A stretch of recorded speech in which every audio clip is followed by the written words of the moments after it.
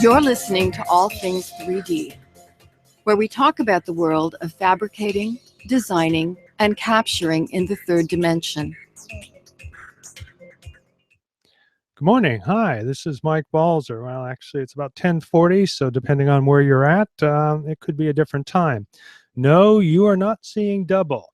As in the title today, we are doing in VR, which I guess I'm wondering if VR, after the article from Time came out, is becoming the next sensationalized in 3D type thing.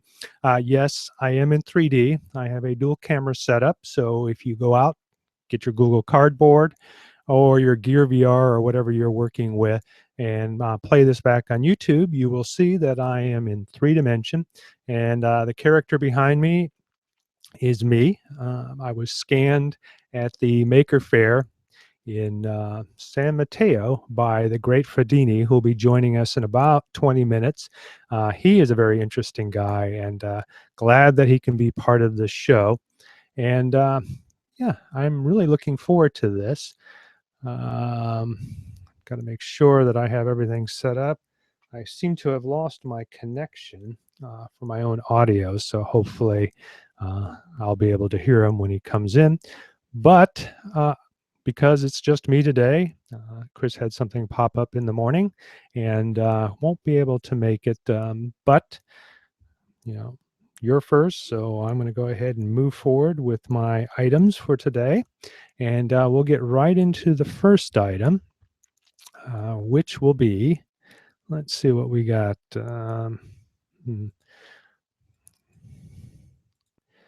Let's see what we're doing here. Here we go. Oops. Well,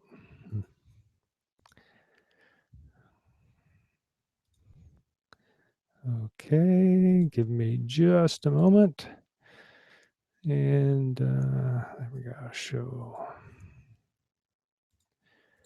All right, so we'll have this up and running in a moment. So you may have seen this in the news already. If not, we'll go through it real quick. And that is the first SLA 3D printed electric violin is here. And there's him actually playing it.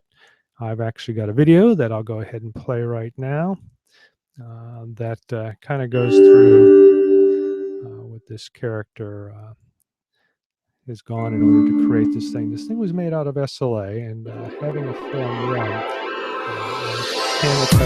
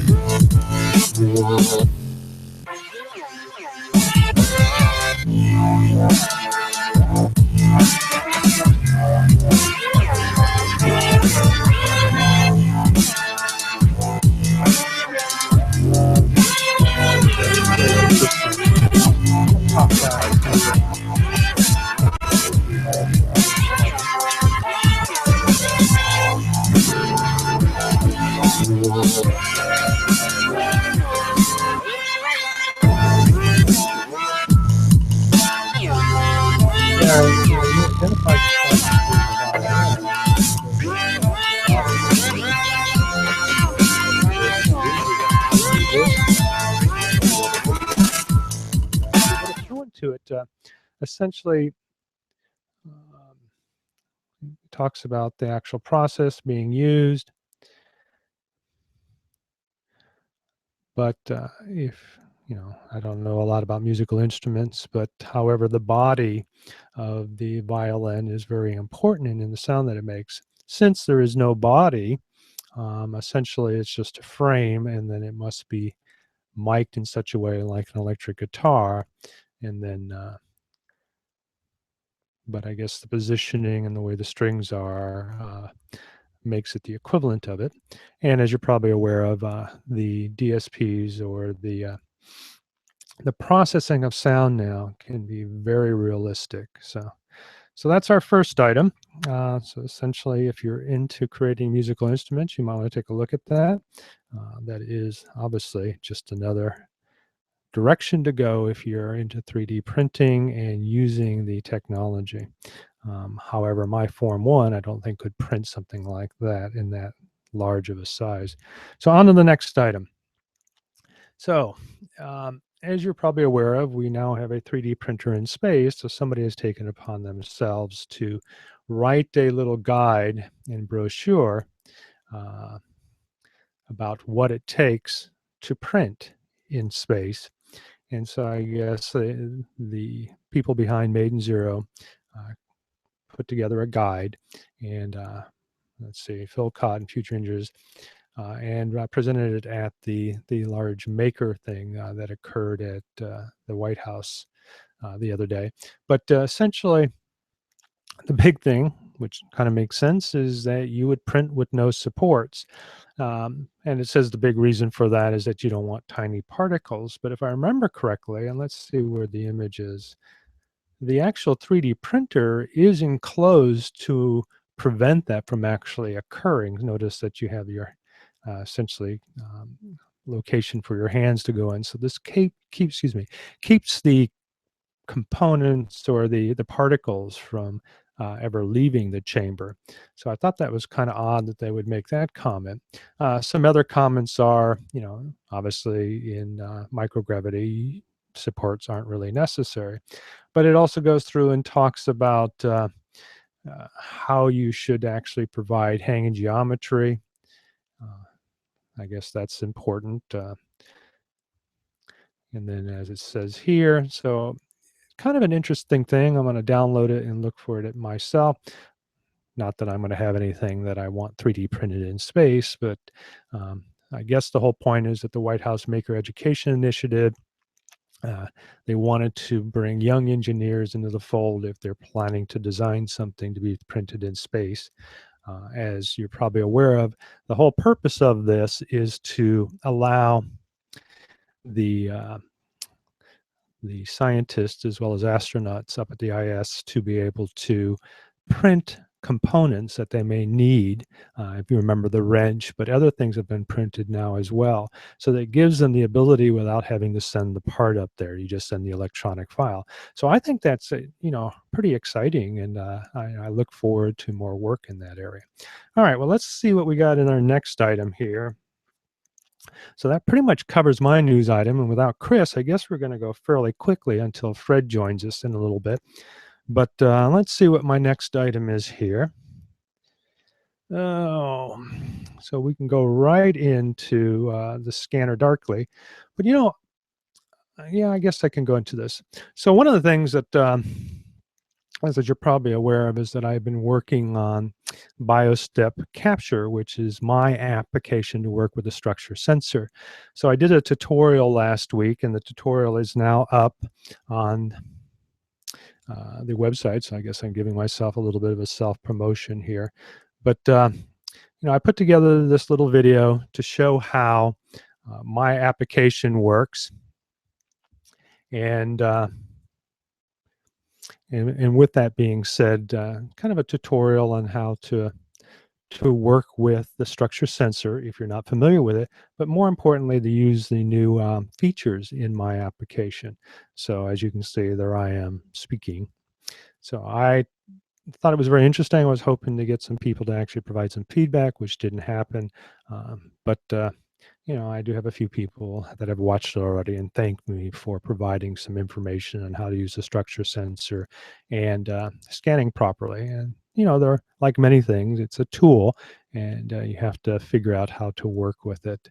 So if you've had some difficulty using your structure sensor, look into this. You can also get a sneak peek at the upcoming BioStep Capture app that will be available probably in a couple of weeks if everything goes well. So that, I guess, a little self-promotion. On to 3D items.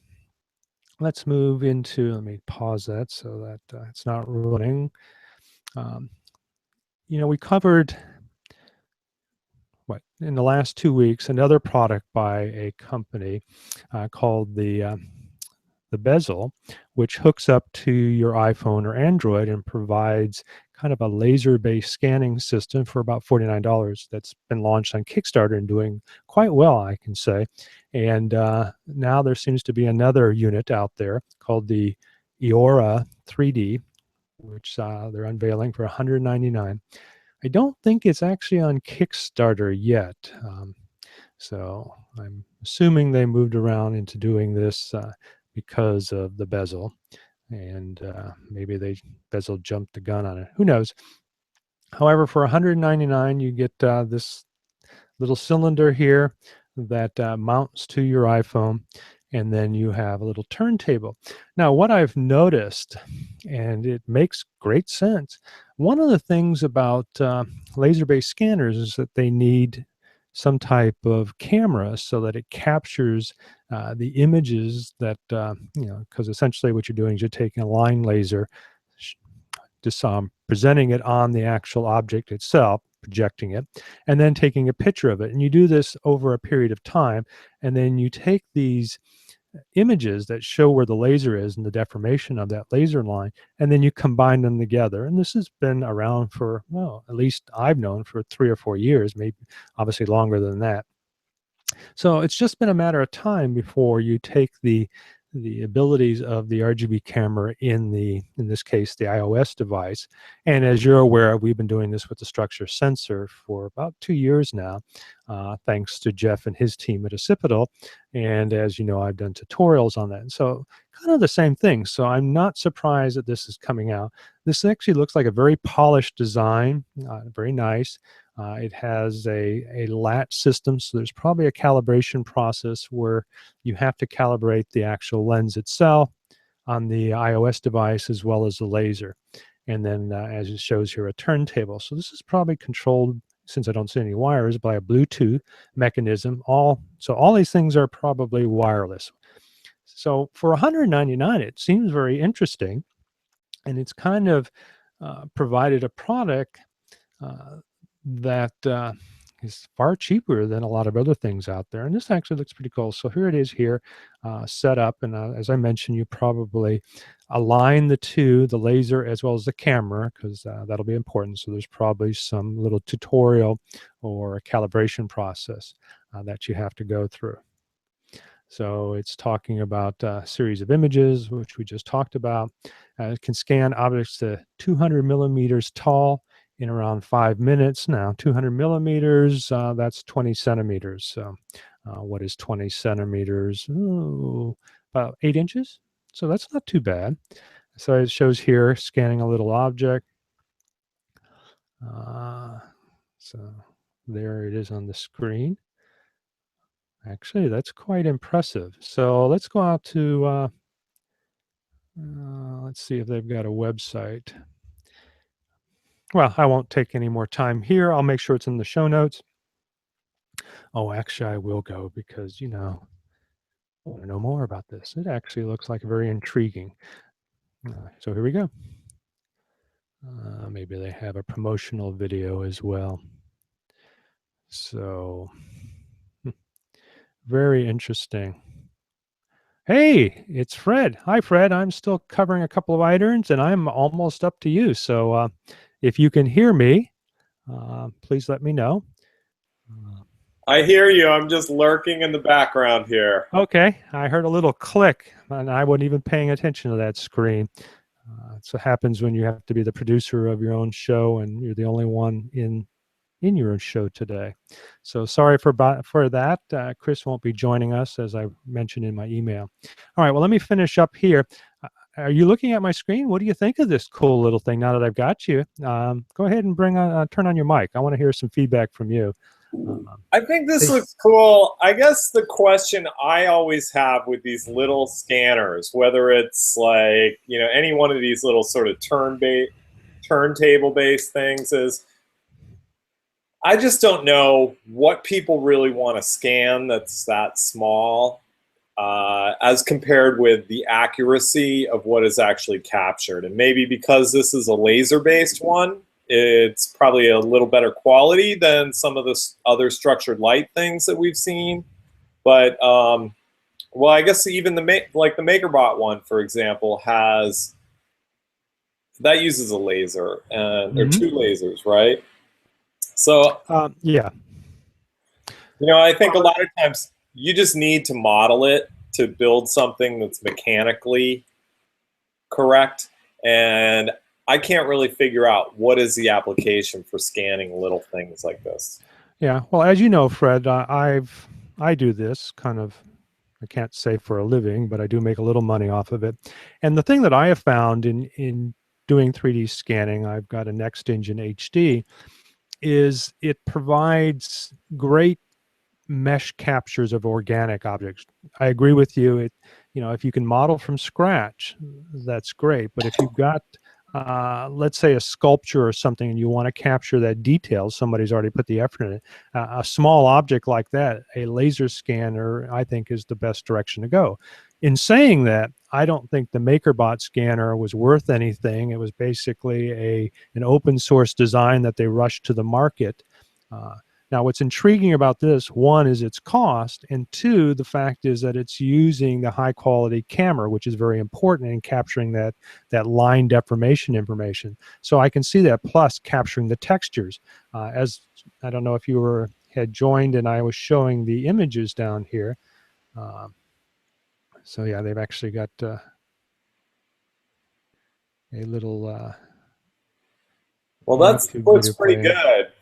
The Yeah, texture they're getting on that band there. So that looks promising. I guess, for me, I haven't had the need for scanning small objects like this yet. yeah. So, Well, and the other thing is, normally, as you remember in the MakerBot, they wanted close to, I think, originally $1,000. Now for 200, and then, as I don't know if you heard about the bezel we talked about last week, yes. that's for 49 on Kickstarter. So we're not talking a lot of money here, and now we have the ability to be able to scan at a much lower cost. And in this case, it seems with great quality. I mean, if you can look at the image here, and if you go back to their Kickstarter, they actually had some images on a screen that I'm assuming were captured with this. So I'll get in contact with them, see if they'll come on and talk more about it. But yeah, I think this is kind of cool. And with supposedly MakerBot coming out with a new version, but they denied it when I brought it out at CES. And now with their money problems, who knows if they'll come out with it. But in any case, I think it's a very cool out of the box thinking here. It's elegantly looking, and yeah, I think it's going to be something I'll add to my kit. Plus, it's portable. Now you can go to a locale and utilize it. So again, 8 inches is the maximum, so it'll be for smaller object. But in these cases, as you know, scanning with the structure sensor or any type of projection-based system might be great for larger objects, but it's not really very good for smaller objects. So it's kind of like a 1-2 punch there. And this is why I have the Next Engine scanner, because I can use the two depending on what I want to scan. Yes, Okay, so certainly the price is great. And I guess now that I'm thinking about it, a lot of museums could really leverage something like this. I think it's amazing, that we've gone from $1,000 to $50 or $200 so well, quickly. and the quality, if you remember, $1,000 got you very poor quality, which is one of the reasons it didn't do well.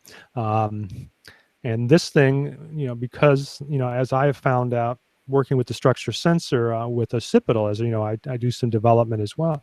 Now being able to take the high quality images off the camera itself instead of relying on the lower texture quality that was built into the original Connect and then the PrimeSense units.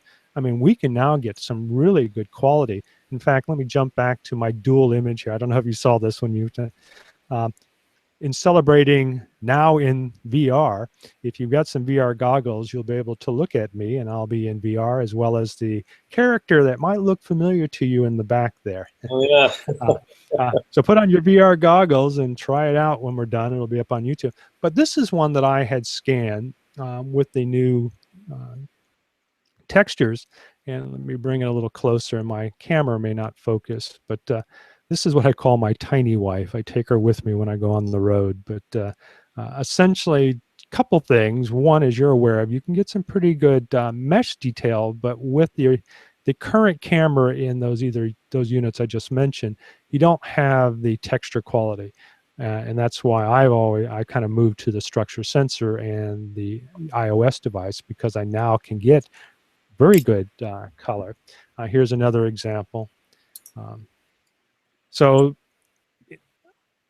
well, we'll talk about it later, but I can see where the benefit of using the higher quality camera can work. Plus, it's a little computer in itself, and this is a fully or self-contained unit, as is the structure sensor software that I have, where you can use it with an iPhone, which will be coming out soon. All right, enough about that. Let's move into the next item, which is,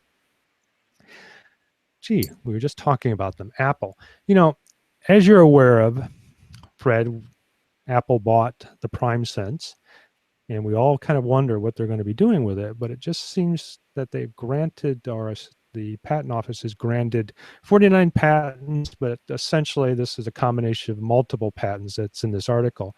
But it shows some of the things that they were granted a patent on. And I don't necessarily agree with some of these. And last week I kind of talked about, they essentially taken concepts or ideas, and these are published by people that are actually not in either computer vision science or things of that nature, and they're just publishing these things. So they must have a battery of lawyers and patent lawyers to just push these out. And I'm really afraid, because they haven't released either VR or scanning products, that these are, what do you want to call it, defensive or maybe even offensive postures to prevent other people. But who knows? Apple has a tendency to pop things out that nobody expected. But I think it's interesting that somebody's paying attention to what patents they're getting. I've seen this one that I'm showing right now before, and it kind of looks a lot like the Kinect, which is not surprising, because buying the original Prime Sense, the founders or the originators of the original Kinect, I'm not surprised that they now have patents covering something like that. So it'll be interesting that a lot of the stuff that's coming out now in VR and so forth, if you kind of watched my last episode or last two episodes, if Apple's going to start moving forward and throwing some legal weight around or coming out something of their own. Fred, you got any feedback on that? Well, hopefully it manifests some products, not just patents, is all I have. Yeah. Let's cross our fingers on that. All right. Well, Fred, do you have a camera? I see a static. Why don't you pop on? You're the next item. Oh, wow. So kind of good timing, huh? Yeah. But let me introduce the next guy. He's known as the Great Fredini, or at least that's how he had addressed himself to me when I met him.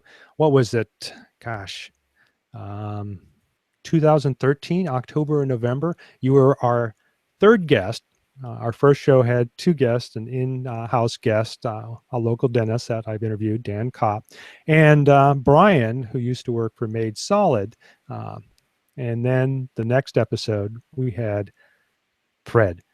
And Fred was a kick. We really enjoyed you. And, you know, I think you were on another episode that I had you on, and then I met you at Maker Faire, and I thought, wouldn't it be great to have you back on, because a lot of things have changed for you.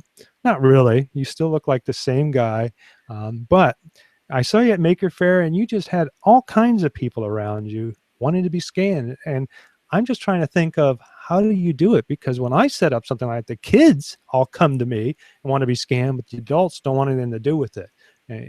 Or if I scan them, and even though I think the scans turn out nicely, you know, it's kind of like a picture. Some people just don't like what they see. So you've been doing it for some time, and you've got, what, hundreds of scans and 3D printed objects, and people seem to come to you out of the woodwork. You go to all these Maker Fairs, and you've got one of the more busy or successful groups out there. So not that you have to give us your secret or anything, but maybe you can kind of give us a little history about yourself. Coney Island, that must ring a bell. Sure. So I'm going to stop talking. Fred, you can start talking. Well, thank you. You have a problem with that. I wish I had all the answers and was making the big bucks doing it, but we're all trying and struggling and trying to figure it out. And I'm just real excited about all this technology, and it's been, yeah, I guess it has been 2 years since we first spoke here on the podcast. So Yeah, getting excited around there. to be back.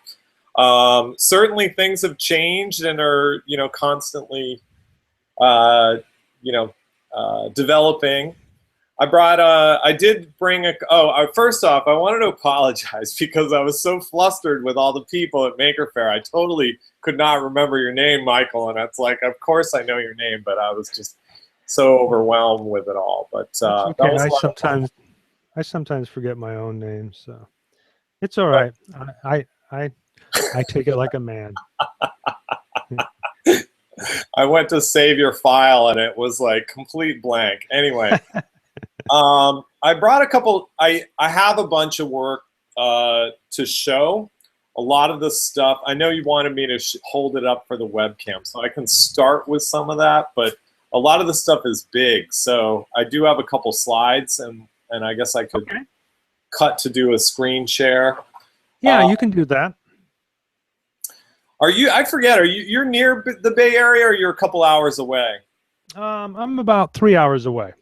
Okay, so I'm in the show at the Compound Gallery in Oakland. It's called Superstrata. It's a 3D printed art show, and a bunch of people are in that. I know Tom Burtonwood is in it and some other people. So I have 3 or 4 pieces in there. I brought a maquette for the small piece. So I'm doing a bunch of work. In my slide deck, I'll show you some. This is an angel standing on a hand. So Wow. This, one of the pieces that's in that show, but the piece that's in the show is about 36 inches tall. So, well, I know that Chris would be enamored. He's printed out several of the large prints like that. Now, it mentioned in your blog that and actually I have it up here, so I'll bring your name up as well. But in your blog that this particular item was done in PLA. Is that all you print now is PLA, or are you just, what are you finding out? I was kind of a little surprised to hear that. But I'll mention why I think PLA is the way to go, but maybe you have your own opinion. Well, it's great for doing. It's the only way to go with the big stuff. I started a couple years ago, and I was all about traditional ABS, and I still use ABS. I'm actually cleaning up a bunch of scans this week from I did a corporate event for Pepsi's. One of their executive summits, and so I scanned all the crew, and so these are like the typical size portraits that I do. They're about 6 inches tall. Everybody's under sort of like 150 millimeters, and I still print these in ABS. I like the quality of ABS, but what I don't like is dealing with it warping and splitting and cracking, and once you get to the big stuff, you really, I feel like you got to go with PLA. That said, the big project I've been working on the last couple of years, the Coney Island project, is all printed in ABS. So now I feel like I'm painted into a corner because I need to stay matching color if I'm going to continue the project. So actually, let me see if I can get my slideshow up, and I'll just show you a little bit of, give you a little update on what I've been up to. Well, what I'll do is I'll fade to, actually I'll bring up my screen, which is your website, while you're doing that, so that way.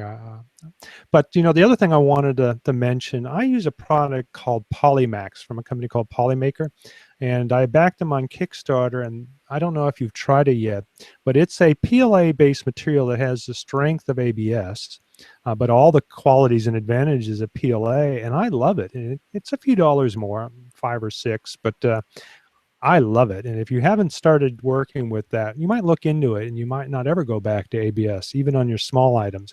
I print a lot of my design items before, sadly I go to Shapeways because of the SLS, but I start out with that and do everything with it. And I find it works better than ABS, works far better than PLA. It has all the flexibility of ABS as well. So not to give them another pitch, but if you haven't tried it, you might want to look into it. And is that, so I've been using that for Luna Park. I've been using natural natural ABS.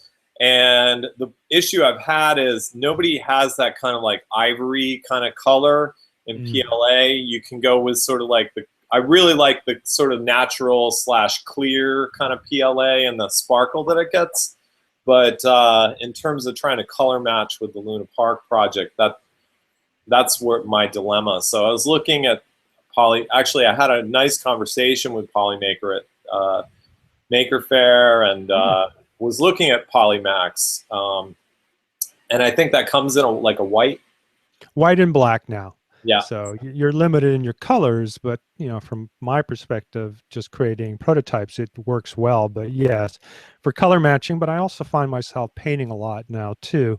I use a rubber coating on some of my product, actually all of them now, because you put iPhones in them, so I want to protect it.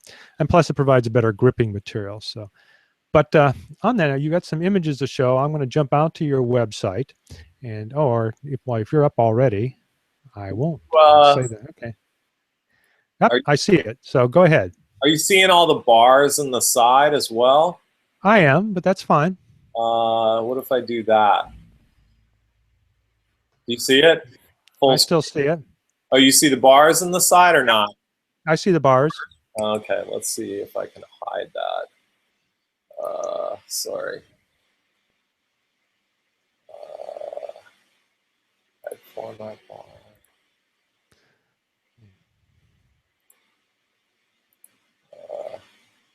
All right.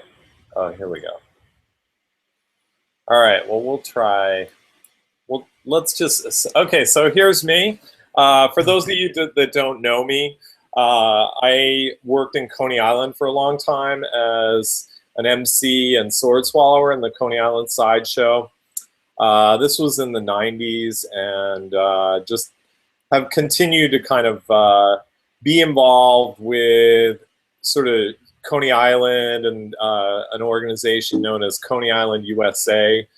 It's a nonprofit arts center based at Brooklyn's amusement park, and we put on events like the annual Mermaid Parade, which is the largest art parade in the world, and a bunch of stuff. So I was privileged last summer to be what's known as the artist in residence of the Artist Incubator program, and what they try to do is give space to artists to develop new businesses, sort of creative new businesses. So the project I brought there was called the Scanorama 3D Portrait Studio, and we talked about this when I was on before, but basically I have this rig that I created for doing full body 3D scans.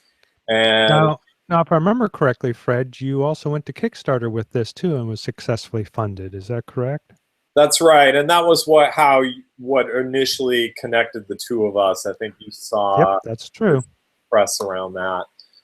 So this is an open source scanning rig that I created, and you can use different sensors like a Kinect or a Prime Sense or whatever with it. And comparatively with other options for doing full body scan, you still need to get the subject to hold still for a minute, but we're able to get a really pretty clean geometry as long as they're able to hold still and really get great quality. So to date, I've scanned probably, I'm guessing it's pushing towards 5,000 people with this thing.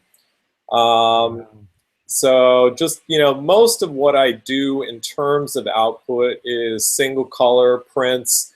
I still do all of them with an FDM printer. But all of this was kind of building towards a project that I had conceived of a long time ago, which was to create a 3D printed model of what Coney Island looked like 100 years ago. So this is the current state of this project.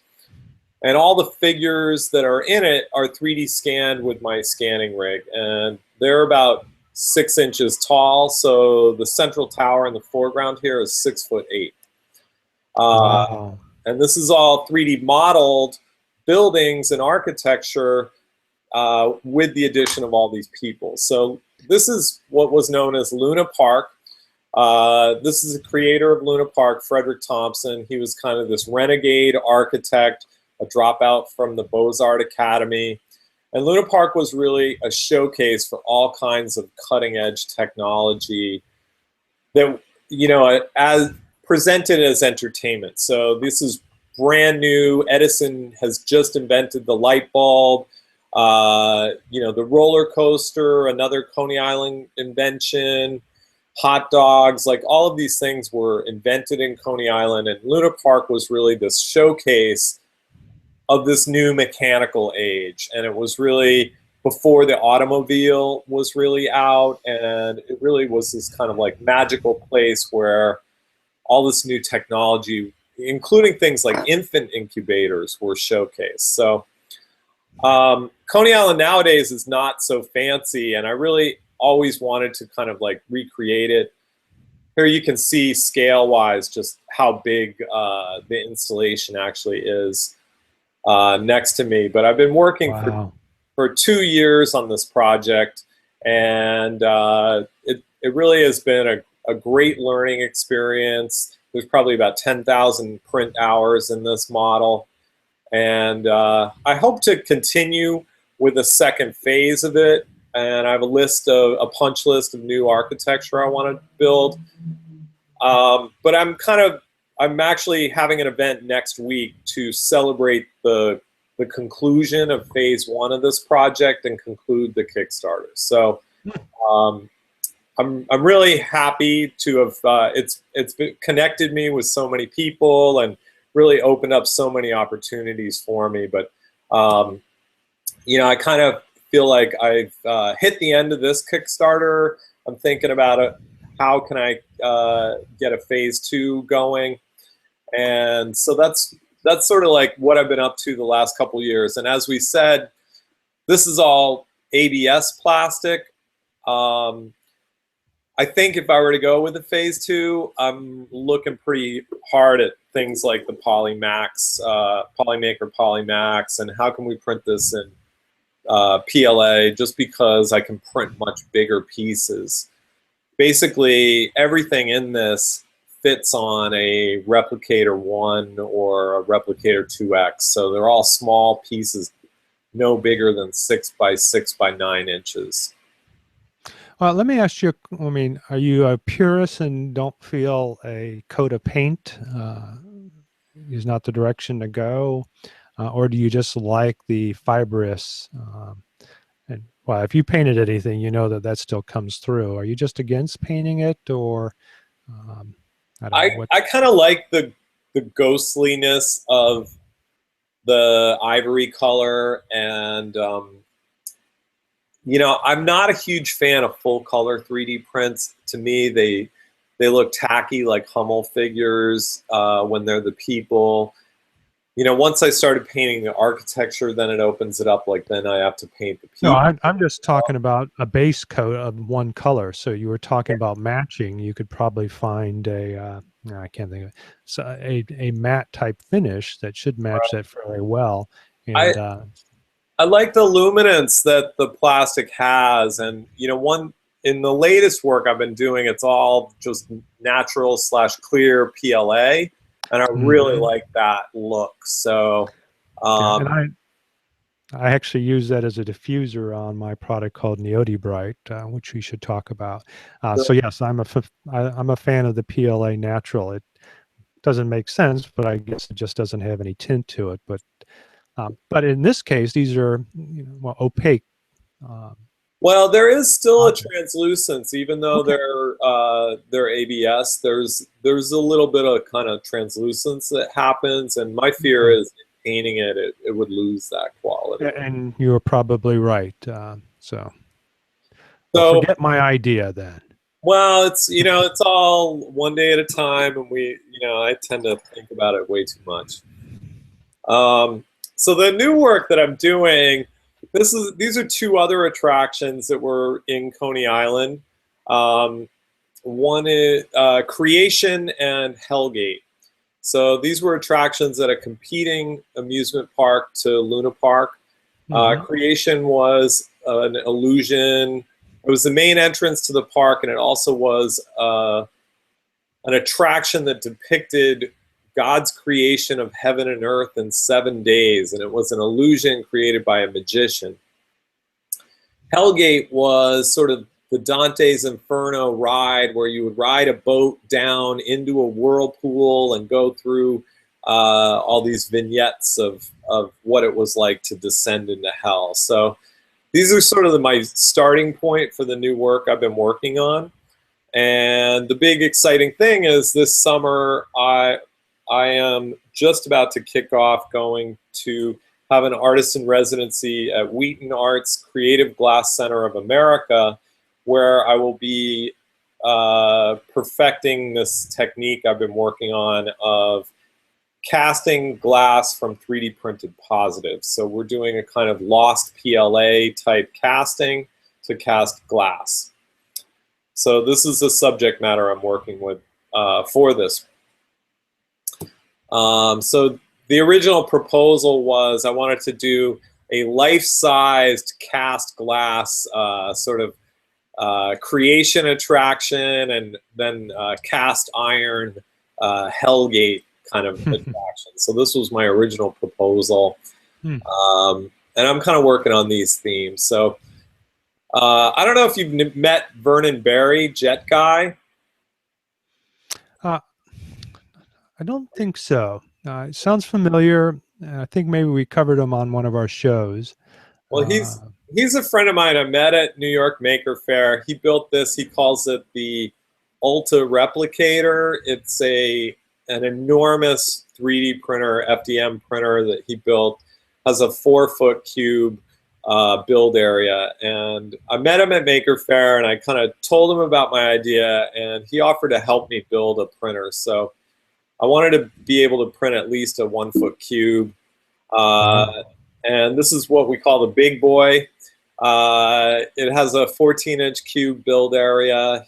He built it for me, and I drove down this spring to get it from him in South Carolina. And it's what I've been using to do my work. So here's some of the new stuff. Cool. So this is just some early tests. I was kind of playing around with this sort of Grim Reaper imagery. And then I really like the way the light transmits through this piece. And the kind of shadowing that happens with it. So I've been kind of thinking about backlighting with LEDs. This piece is in the Compound gallery show in San Francisco. What's the town across the river again? Oakland. Oakland. Yes. So then here's the creation piece that I've been working on. I work mostly in ZBrush. This is sort of like a combination of 3D scans and just digitally sculpted. And just to show how I kind of chop these pieces up and print them in parts, and then they manifest in this piece. So this piece is about 34, 36 inches tall. Here's the piece that's in the Compound gallery, a sort of variant piece that the bigger version of the one I just showed. And then here's the creation arch itself. So it's just the angel with the wings. This piece right here is about 38 inches tall, and it's actually sitting right behind me. I'm printing it now. And it's flat on the back so that I can make a mold off of this, and it will be cast in glass. So this is the piece I'm working on right now. It'll be about 60 inches wide with the wingspan. So I'm a little nervous about doing it in a single piece. I might, I don't know, I might do it in 3 pieces just to be more manageable. Here's another piece, the last thing I'm going to show. So I also am playing around with the idea of just doing these kind of porthole pieces. So I have this image of like the lotus flower with a hand in it, and what I'm doing is I'm cutting that as a negative out of a cylinder, printing that, and then that will be cast in glass so that you'll look through the back side of that cylinder to see. Very cool.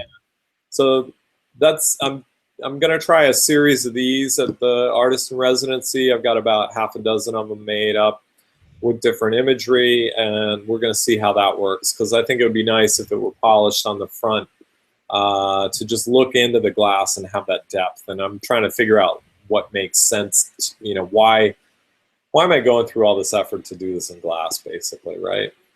That's very impressive. So, yeah, so that's me. That's what I'm up to. Wow. And here, let me see if I can get out a screen share. But I'm very excited about doing the glass casting. How do I? So how do you plan to approach that? Am I back to Obviously, me now? I am, right? yeah, you're back. Okay. How do you plan to approach that? Obviously, if you're creating a negative volume to use as your mold, wouldn't glass melt that, or are you planning to? Well, the process is I make the positive of what I want to make in glass, and then you could, if I wanted to do an addition, you could pull a latex or a silicone mold off of that. But most Okay. of these, I'm going to do a lost wax style Mm-hmm. casting. So I basically use something like a plaster silica mix. You do a 50-50 mix of plaster silica. I'm also experimenting with a bronze casting material called hydrocal. Or no, I'm sorry, hydroperm. Um, so we're going to make the mold, and the plastic will be embedded in this thing. We'll put that in an oven that's well vented and burn the plastic out. So you can kind of dig some of it out, and then you kind of just melt it. And the PLA actually burns off really cleanly. Um, so that's the approach I'm going to take. The other thing I'm looking at right now is I want to buy an X carve. I want to get into the carving thing as well. So Yeah, well, you probably talked to them as well when they were at Maker Faire, but yeah, that pretty good group there and a very reasonable price. So, yeah. uh, wow, Well, it sounds like a lot of exciting stuff, Fred. yeah. The thing I want to use for carving is I would like to use it to carve either aluminum or graphite, and then when you have molten glass out of a furnace, you can literally just pour it right in a mold that you carve. So, all this stuff with 3D printing is a lot of printing time. Right. Then you're just destroying the print. So if your casting screws up, you really have blown a lot No, of time. well, let me know how you go with that. It's interesting. I wish I lived on the East Coast because I'd come visit you and we'd do a little YouTube documentary on you. You could just talk about a new technique you work in. Every time I talk to you, I said, got to talk to Fred because he's always got something new coming out. And obviously, you're very talented in working with a lot of stuff there that, I can't even begin. I don't have your kind of skill in that area. I know But you. I'm very proud of my little tiny wife here. As you mentioned, she is full color, and one of the things I noticed in printing in gypsum through shapeways or any that color process is that the colors are very muted. So if you notice, this one is a little more colorful. What I found is, what is it called, X3D or something like that? It's that epoxy-based coating. I found that if you put a light coat on with a matte coat on top of it, it really brings out the color. Is that this stuff? XTC3D. Yep. Yes. Yeah. My son James talked about it last week. I guess, well, when he started watching this, he wasn't aware that I had used it. But yeah, it's great stuff. And that's what I've suggested people. If you want to bring out color in these things, put a layer of that on. Now, the funny thing is, if you don't put a matting on top of that, it looks like porcelain. So if that's the direction you want to go, I've asked them, why don't you come out with a better coating to bring out the color? It's possible. Don't know. I guess it's trying to get these out. But, There's also a product called Envirotech. Do you know that product? I don't. Why don't you send me an email and I'll look it up and get I some and think maybe this talk stuff about it. is exactly Envirotech, just repackaged. Oh, Envirotech has been around for a long time, and it's basically, you put it on and it's equivalent to like 50 coats of varnish. It's just a very thick thing. It's well, Enviro-TEK, I think. But yeah, how long does it take to cure? One of the things that and I've actually gone to two-part epoxy 5-minute when I need something quickly done. You just put on a thin layer. But the XTC, even though the viscosity is what is it, low, and spreads smoothly, it still takes, I don't know, for me, hours to finally cure. And sometimes I want to get it done quickly. So I found that you still have to let it cure overnight. But, when you're talking in relative to 3D printing, which takes years. No, kidding. As you know, it takes a long time to print anything, which Yeah. again is another fantastic thing about you. I mean, you've got so many prints out there. That thing must be, it's like Chris, and you know, haha, Chris, too bad you didn't join us today. You'd love this show. No, kidding. But Here's the jet guy machine going back here in the background. So, well, Chris, as you know, has a Fortis 250, but he also is gone into the Luzbot camp, and he now has the larger Luzbot as well as the smaller one now. And these things are going all the time with him. He's really making some money in this business from that perspective. But he keeps them cranking all the time. And then, you know, we mentioned it earlier, his father had a stroke, so even though he's doing really well now, obviously there's a recovery time that's involved in that. So he's kind of taken over the t-shirt business again. So he's really got his hands full, and more than likely the reason he can't join us today. But Chris, man, if you're listening to this later, you're missing Fred, man. How could you do that? You're missing Fred. shout out to Well. Chris. I look forward to talking to you at some point. I want to hear what kind of stuff is he printing that he keeps him busy all the time? Oh, well, he's worked in Paso Robles. We have like a lot of small manufacturing, so a lot of engineers needing prototypes, jigs, and so forth. So he prints them, and because he's got the higher quality 250, that's very. Plus, he's getting the good results of it as Fortis, so he can have two different price marks. You know, higher quality Fortis or lower cost. He's just keeping busy there. I think he's also involved in. What's that one network of a lot of 3D printers? So he gets a lot of outside jobs, and but I mean, he just keeps going all the time with it, and he's keeping up on his SolidWorks education. So he's doing design work from that perspective. So, yeah, hats off to him. Cool. You know, one of us is making money, I guess. But Ryan. so let's move on with the show. So again, yeah, well, I'm surprised that you're not rolling in it, but you know, us artists sometimes big thoughts, but never enough money to go with it. All right, so let's move on into the VR corner. You know, I don't know if you've been paying any attention to any VR stuff,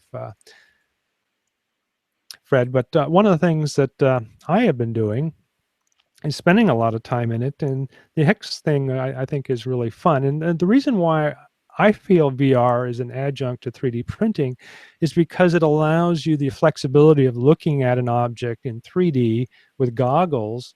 And if you've been paying attention to any previous, now actually looking and walking around objects as though they were in real space, and then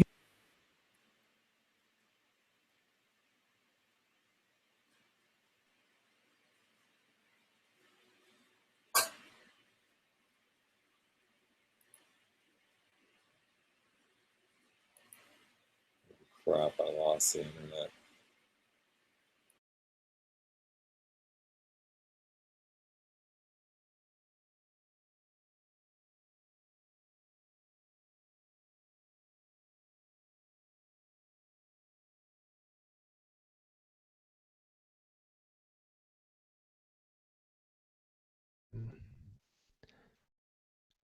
you still there? Sorry, I had a hiccup and you just froze, so I muted. No, it was on my end. So okay, so I'm still there. You're still there. I just it all of a sudden froze. So Okay, no, it was on my end. daughter and tell her to stop streaming videos. No, it's not. Now, Fred, it's my end. What happens, and this has happened before, because I use two-part authentication, it will just in the middle of something just launch up and then kill my signal. So it's Oh, sorry about I'll that. have no. Oh, you don't need to be. It was on my end. So let's get back into it. So as mentioned, VR I think is a nice way to explore 3D without having to go out and invest in tangible products if that's the direction you want to go. So I think there's a great market for it. I also have an interest in it for many years in the whole 3D realm. As you know, I talk about everything, all things 3D. So I have a section called, what do I call it? VR Corner in a Round Room, because it's kind of crazy. So I have a few things, and you're welcome to pitch in. I don't know what your feedback is on VR. Being more of a tangible man, you may have your issues with it, or maybe not. But I want to get into the first item here, and let me bring it up. And that is, I don't know if you're familiar with the phone, the OnePlus 2, but last year it was the surprise hit. It's from a Chinese company, if I remember correctly. And they did a really interesting marketing scheme, special invitations, but it did really well last year.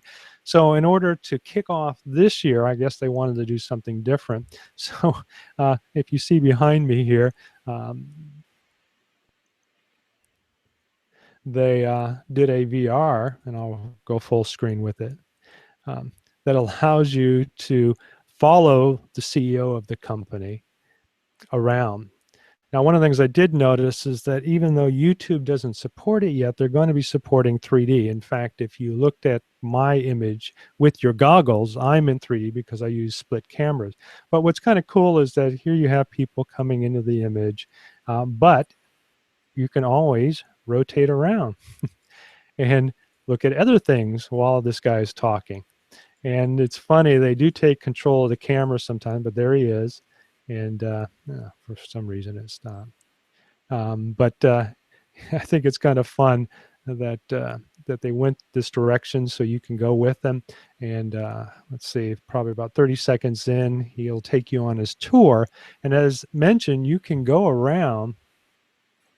So this is the same kind of camera you were using at Maker Faire then? This is a different variant because if you notice, if I scroll up with this one, I can actually see the ceiling. So this is a true spherical camera, and I don't know what they're actually using. The only thing is they have the plate on the bottom. Luckily, they did something great, which is to identify themselves with it. But see how we're being guided now?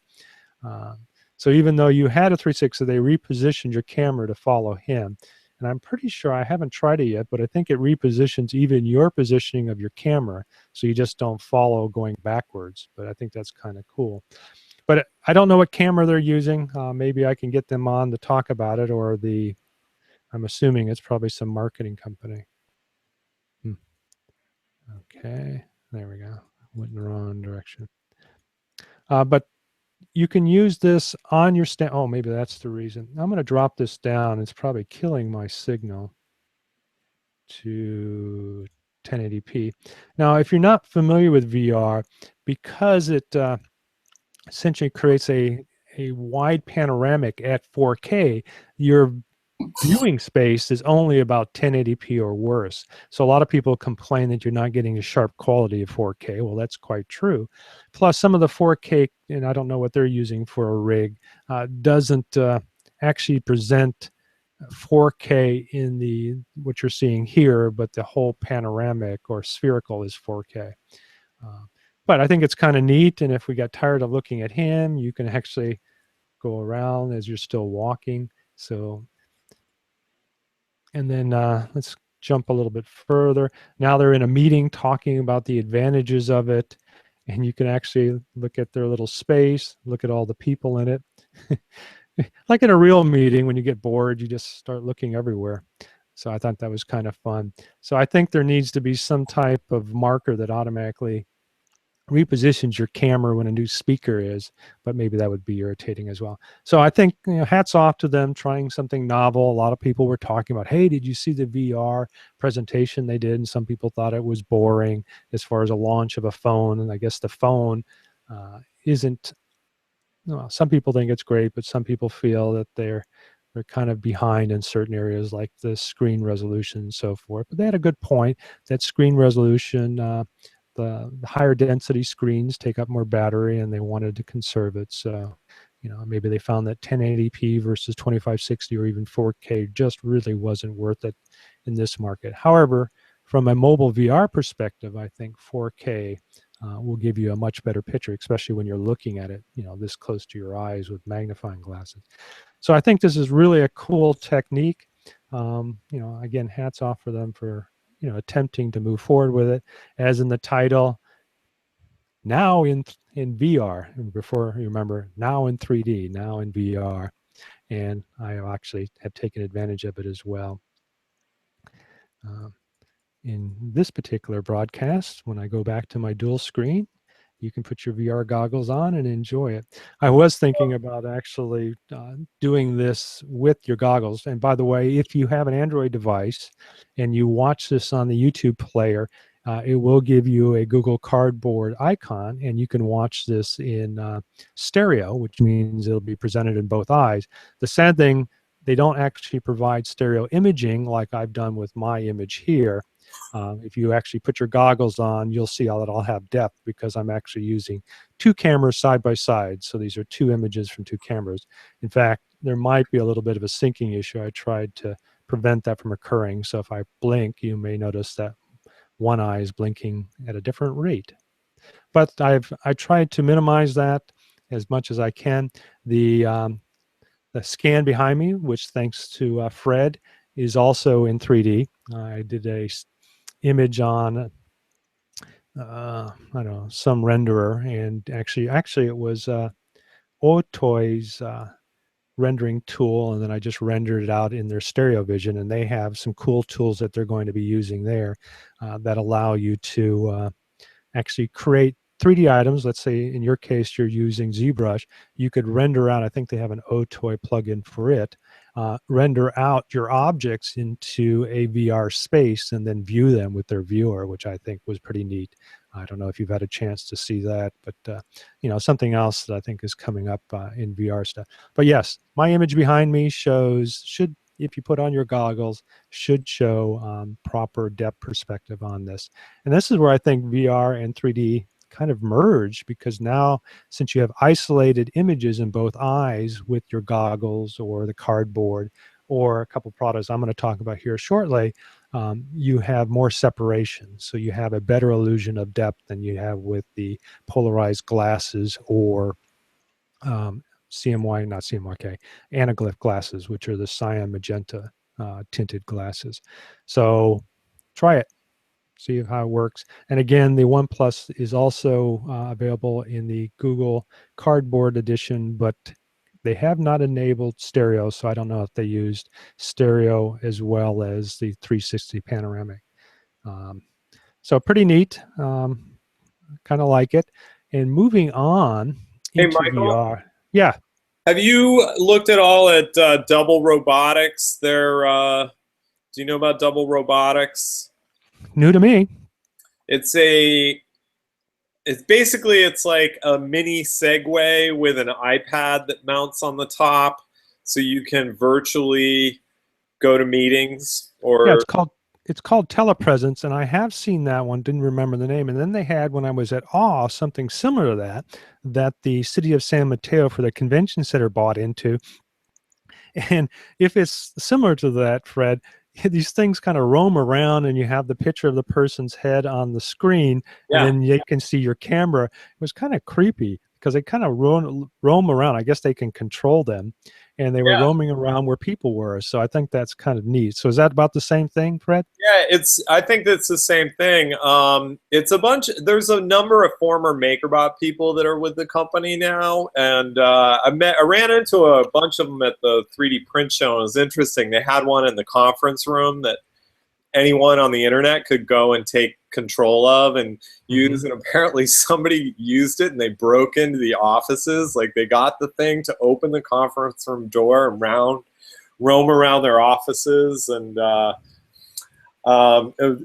there's a video on YouTube of it. But it's interesting. And I was looking at the video of the tour there and thinking, wow, that kind of camera, the 360 camera, I guess because it can rotate, it doesn't necessarily need that, but it definitely kind of reminded me of the Double Robotics thing.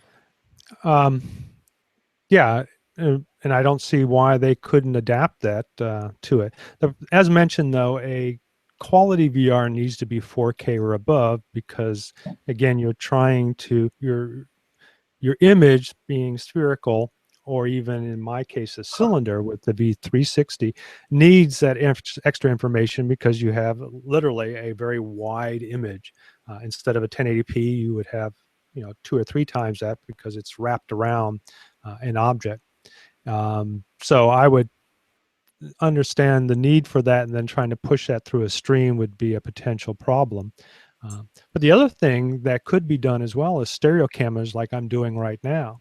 And if you put on the goggles, you would get the stereo imaging as long as they're calibrated, and you would get the depth information, and you could be able to see that as well. And you could switch it on or off by just displacing one camera.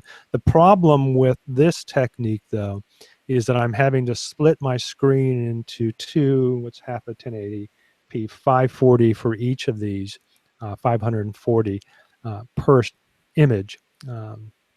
So you lose half of your horizontal resolution in using a side-by-side technique.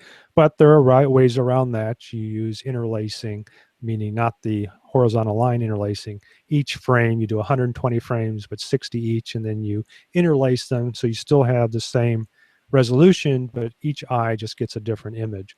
But that obviously takes more effort. It's better to get a 4K screen and then just divide that into 2Ks. But it's all coming around, which comes to the next article. This was Forbes talking kind of a rebuttal against this Time article, which I didn't see yet. Have you seen it?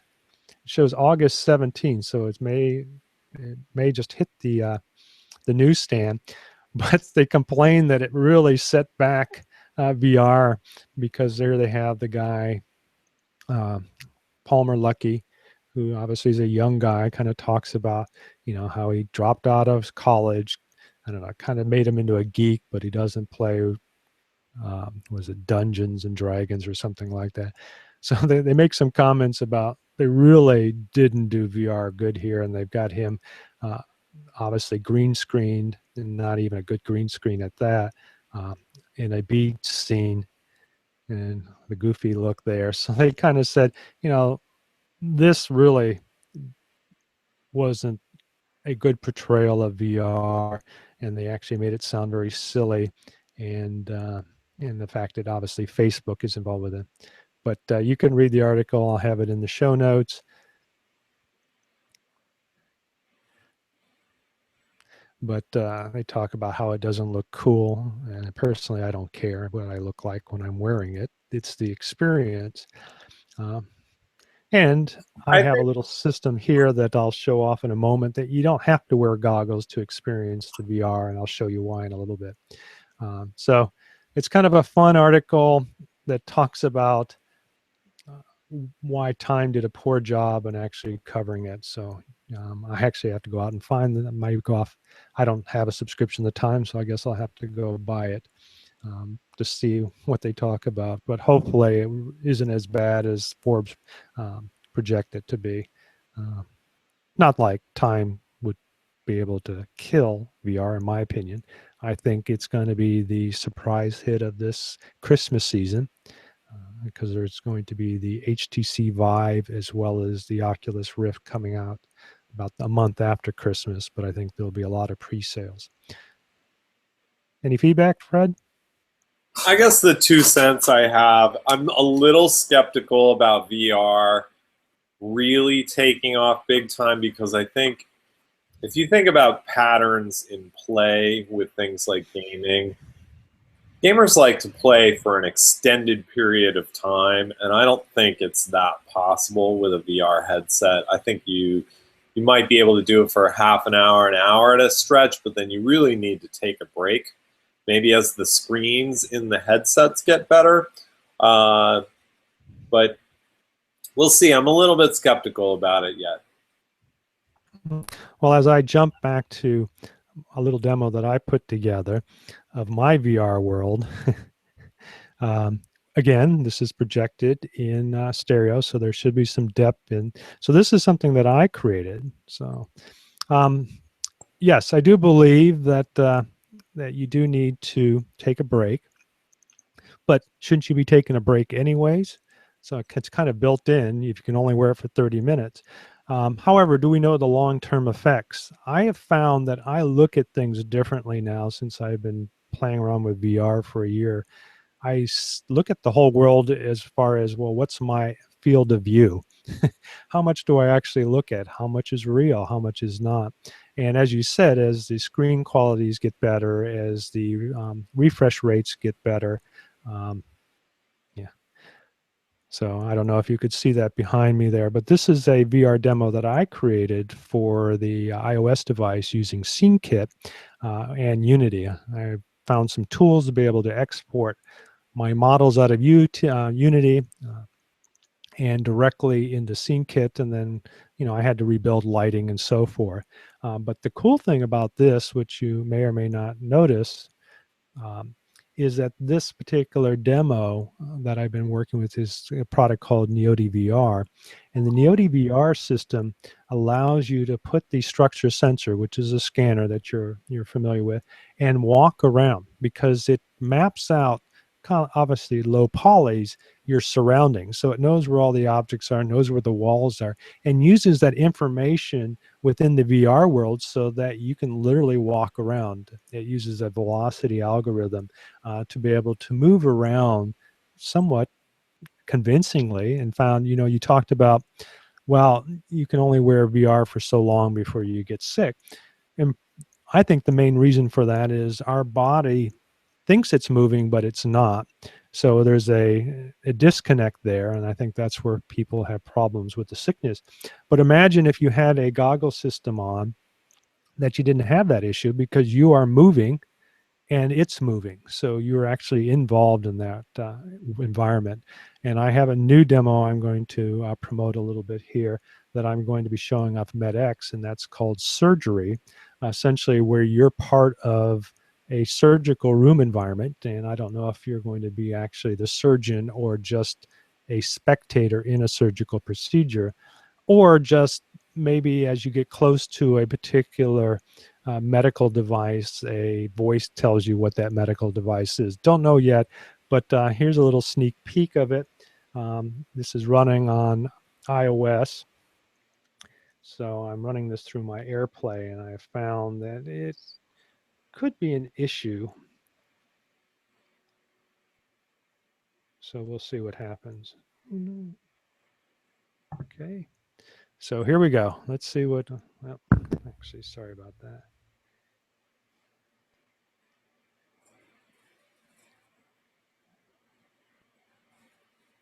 I have to actually mirror it now, so, okay.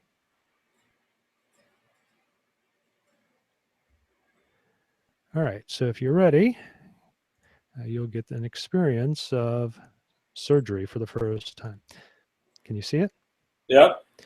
Okay, so again, if you got your VR goggles, put them on, because you'll be able to see it. I still have some texture work to do, but I can literally, and I've got a handheld unit that I'll show you in a moment, but I can put this in my goggle system and actually walk around the equipment. Notice how, and I'm actually moving the scanner head. And if I get too close to an object, I get a buzz and a red image to show that, so I don't bump into the real world walls. That would be kind of bad. But when you put this on for an extended period of time, you actually feel like you're in the room. See. Can you see that? Yeah. So imagine having the goggles on and literally walking around the equipment, getting up close to it to read things. As mentioned, I can add collision detection to this. So if I get close to something, a voice can tell me what it is. So this could be a very novel tool to be able to explain. And like this character here is animated, but if I do a collision detection, I can have him animate and talk to me and say, hey, I'm Dr. Such and such, and I'll tell you what I'm doing. So the huge potential there. And also behind him, actually, is this in reverse? No, it's okay. Behind him is another doctor, and I still have some work to do on the textures. Notice they're somewhat transparent. It's not a direct conversion from my export, so I've got to go through and play with textures and things like that. But there's a doctor behind him who's actually performing the surgery. And I'm not familiar with the tool, but this would be a great thing that the doctor could turn to you and say, I'm using this particular scope in order to provide close-up stuff. So again, but you're wearing it. So it's not like you're passively looking at a video. You're actually walking around. You can go back and talk to the nurse that obviously is taking notes. Ask her what she's doing. but again, walking around.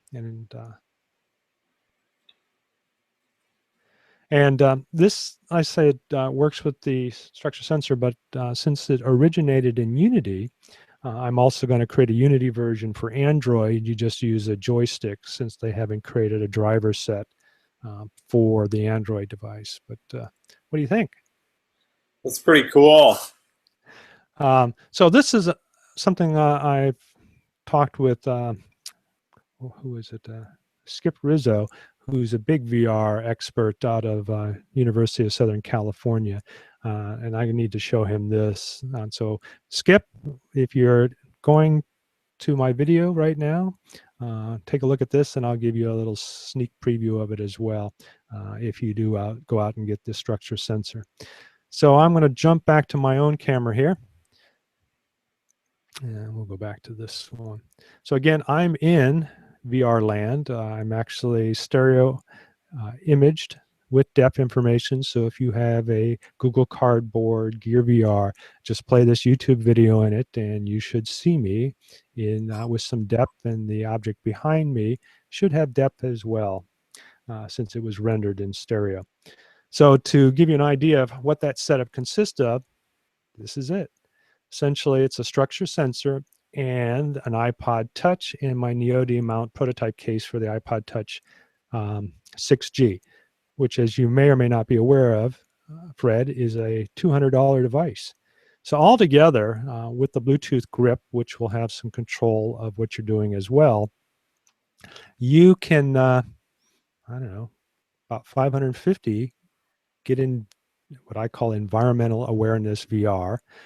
Their technical word was unbound tracking, allows you to literally walk around, and which leads me into my next item. And that's a little product, you may have heard of them. They're called Wearality. And I had the founder or co-founder and CTO on the show. And this is the Wearality. And I had to be corrected because I obviously never pronounced it myself. They use a Fresnel lens, and that is spelled Freznel, but the Z, I guess, is silent. But this is a Fresnel lens by the original designer of the, I guess his last name was Fresnel. But what makes a Fresnel lens unique is that they, instead of creating the standard optics, notice the size of these lenses, you essentially create ridging, which provides all the same attributes of a larger lens in a more condensed body. This lens would be thicker, would be heavier, so it takes away from it. But the ridging, even up close, I found, and still seems to interact with the light. If I'm making any sense there. Can you see the ridging in my image here? I don't see it, but I can imagine it. Okay, so if you've ever seen a Fresnel lens, you do have some light ridging, and you can see it. It's a faint casting, but the problem I see in it is that faint casting kind of, I wouldn't say destroys, but interferes with the VR experience. But in saying that, and this is in an early development product, it does give you a much wider field of view, if that makes any sense. And they have created this in such a way that you can put a phone in it, I will use my smartphone here. So this is a Note 4 with a case, if you can see that. And then you just put it in the slots.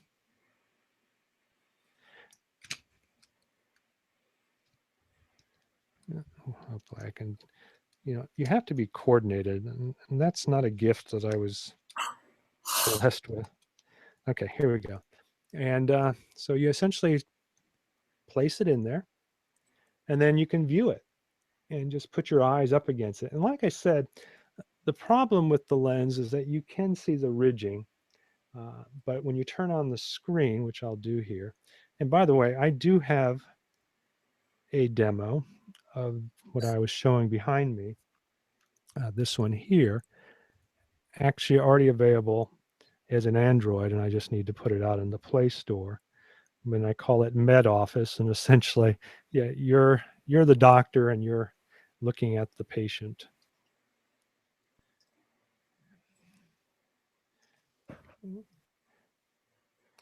So the nice thing is once you have it illuminated from the back, that ridging kind of disappears. Now I thought to myself, well, maybe it's the ambient light that might be causing it to become more pronounced. So I went into my bathroom and turned out all the lights to make sure there wasn't any ambient external light. But then I found that yes, it was reduced until you look at a light source in the actual VR environment, and then it seems to be more pronounced again. He also mentioned that there would be less chroma aberration, but sadly, I still see a little bit of that. But I do have an extended field of view, I mean, out to the edges. In fact, the sad thing is, even though the Note 4 is a large screen, because the field of view is so wide on it, you still see the edges of it. So I don't know if that's practical. Maybe with a larger screen or a wider screen, I could see this being beneficial. But I do have a design kit, and I'm actually going to take those and build a new face that right now currently has standard lenses, and try it in that manner. And maybe if the whole environment is blocked out, it would be less apparent. But yeah, it is cool. They're about $60, and yeah, they seem to work pretty well. So if you want a low cost ability to look at VR world, yeah, I think this might be a good thing. You can actually see it, but I don't know if actually, let's see if I can bring it up. Yeah, you can't see it in there. But my little VR demo has, actually, if I scrub the video here, can you see him, Fred? Yeah. So I made a low poly model and placed it in my little VR office of myself. Nice. So one of the things I plan to do is I saved the full color version of that one too. Yes, but it's vertex coloring. So I essentially have to reassign it and retexture it, which there's some tools to do. I just didn't have much time last night. In fact, what I found interesting is Connect, and I've told them you need to provide this as just a tool, because I find their tools in Connect very fast, faster than a lot of pre-made applications like Mesh Mixer. And one of the things that I suggested is that have the ability to import PLYs or other 3D file system directly into it. And I think people, if you charge maybe $10 or $15 or maybe even free, would like to get it, or at least in the free version provide that functionality, or even the paid version. So what I have to do is work around that. I have to kind of like tell it that it created a PLY and then put in my own PLY to be able to use the tools. And the cool thing about that is that we'll take vertex based PLY files and retexture them for an OBJ. So I've done that before. I just ran out of time. Which, as you're probably aware of working, I don't know if you've worked in any of the gaming engines, they require textured based meshes. I see. So plus you'll find that vertex based meshes, especially for low polys, kind of ruin the actual texture. So if you can create high resolution UV mapped meshes, you get the best of both worlds. And then if you create a normal map on top of that, you can have a low poly with high detail, which I didn't do in this either, but I could rebake it and create a high poly looking mesh using normals and textures and have myself. So at a later date, maybe next show, I'll actually do that. And I need a lesson in how to deal with color and because I only deal with geometry. So well, and I've been playing with it a lot lately, and since I've had some gaming engine experience, you learn some techniques, because polys, I guess, or low polys is the king. So in fact, the model I have here is like 30,000, which is still quite large. In fact, Unity has a 16,000 poly limit. So it actually had to cut this object in half in order to provide the model as one whole. But Unity does some cool features in that. So as mentioned, I have been able to create a workflow that exports from Unity into SceneKit. I am working on ways to make SceneKit faster using the new Metal in iOS 9. Sadly, the version prototype that we're using to use the structure sensor that you see here does not use it. It uses an older OpenGLS ES2, which is the same thing that Android works with. So it's not taking advantage of Metal either. And I'll have to completely rewrite that so that it does take it. And my expertise isn't in OpenGL, but I guess it will be in the next month as I try to convert it.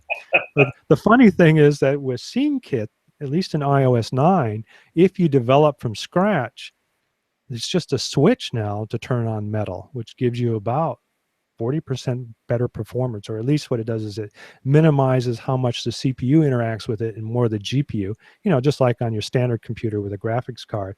So they had an example in the WWDC video that I watched of without Metal than with it, like an asteroid belt, and they were able to put like 4 times more asteroids in it to get up to the same CPU level. So, I mean, it was a dramatic difference in the number of objects that it was able to actually move around on the screen, and they were all rotating around the body. So I thought that was pretty impressive.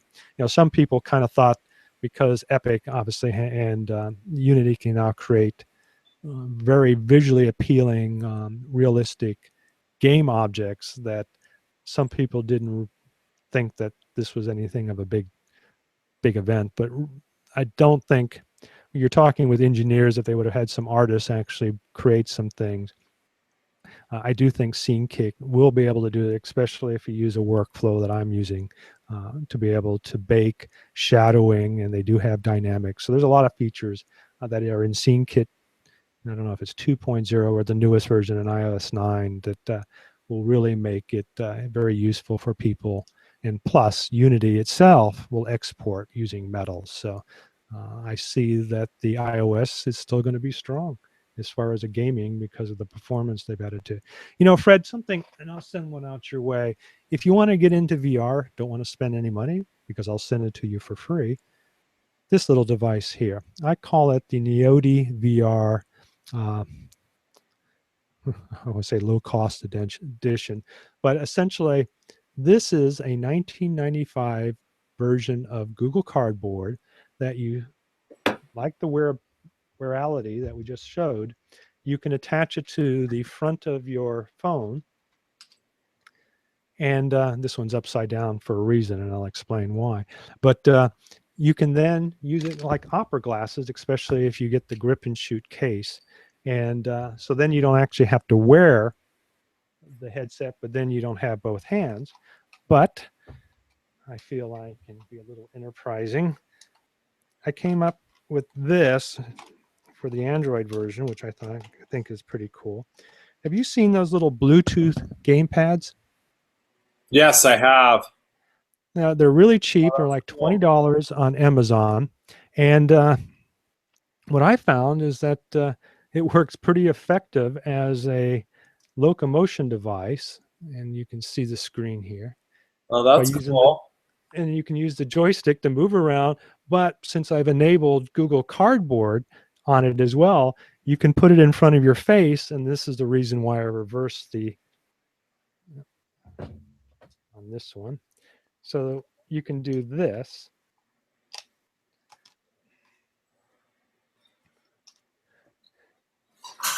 So for 50 bucks, you've got yourself a VR kit and controller. Can you see that? That's cool.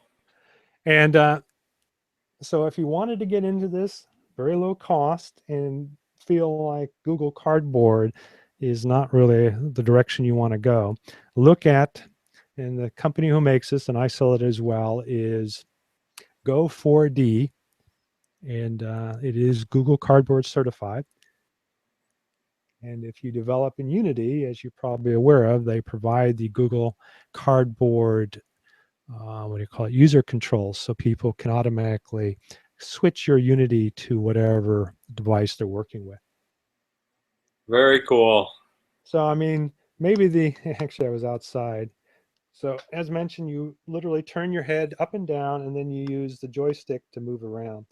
So yes, you could get sick with it because your body's not moving, but it is an alternative. And when Google comes out with their Tango, which provides something similar in a phone type device, I'll be all ready to include that because it'll be included in the Google Cardboard Design or Tango SDK for Unity. And I'll be able to use something similar as I'm doing on the iOS. So I'm really trying to become prepared and ready for the VR attack, but maybe it's going to be another 3D event. So there you go. That's kind of the stuff that's going on in my VR world. As you can tell, what I use 3D printing is to develop my cases and my products called the Neodi mount, which is a case system for the iPhone, which allows you to attach the structure sensor, the 4eyes lens system, which gives you better, in my opinion, resolution in meshes. You haven't ever bought one of those, or I've never given you one, have I, Fred? No. Well, you don't have a structure sensor. That might be why. But you did mention you might be getting one. So let me know when you get one, and we'll see about getting Holding you. out for the iPhone 6S, and then I'm gonna get one. Well, and I wouldn't agree with you more. The other thing that well, can't say for sure, but I do know Occipital is constantly working on advances, at least in the SDK. And I do believe in the next version, Metal will be enabled, so that'll give you faster mesh or OpenGL functionality because it'll be replaced with Metal. I do know that the texture is already at a point that it's photorealistic, and mesh quality, even with my app, with the old version, can almost match. Well, it pretty much matches anything the Connector and their device does. Now there is a performance hit, so when the 6S comes out, which should be 50 to 75% better improvement there, you should be able to even go lower. And what I'm talking about is the voxel size. Currently, I have it set to go to 1 millimeter, but that's not in real time. So I found that a 2 millimeter voxel actually works best and gives you the best refresh rate. So imagine with a 50 to 75%, you should be able to get down to 1.5. And that is actually as good or better than Sconnect. And then there'll be some new smoothing routines in there. So yeah, I'm really looking forward to it. I think what Occipital's done with literally the Connect type device is fantastic over the last year. And they just keep getting more and more great engineers and vision engineers to come in and help them out. And they've really got some people who could literally go anywhere, work for some school, who are coming to them because of Occipital's, what do you want to call it? And what do you know about the 3D Systems version? It's kind of like a white label version of the structure. Yeah, well, the problem with the iSense, as they call it, is one, it's more expensive. I think you can go to Occipital's website and buy their sensor for $375, and if I remember, the iSense is $499. So what do you get with that? You get the benefit of their software, and I was going to do a little review today, but I'll save it for next week. Actually, I don't think it's worth $150 or $125 more personally. So unless you've got an in with 3D Systems and can get one that way, there is no difference. In fact, I have both. In fact, I don't have it here, but I have been developing software that works on both of them. They're literally the same device internally. They have a different either serial number or signature so that they can only be used with their app unless you pay for their app. And like I said, it's, in my opinion, not worth it. I think there are a lot of other alternatives out there, including my own app, that get more information out of it. Now, they do have color now, and I've been pushing Occipital a lot lately to try and get colored for the iOS devices, the iPhones and the 6 and 6 Plus, even the iPod Touch. And I have a feeling very shortly we should see a new update to the calibrator that allows you to plug in either manually your own numbers, so if you have a custom case, or there'll be a pre-one done for the Neodi Mount 6 case. Sadly, they don't think their numbers are there for the 6 Plus. I beg to differ, since people are buying my 6 Plus case. So you'll have to get those numbers from me and before you do your calibration. But essentially what they need is physical numbers, and then I'll provide those to anybody who buys a 6 Plus.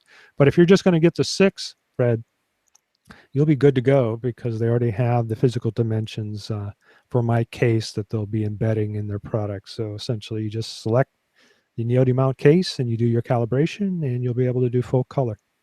Well, that's cool. I'm thinking about the Plus, so I'm Oh, sure we'll well, talk. like I said, I can provide you the manual numbers, and if I can convince them, maybe you can send them an email to make sure that's built in as a setting.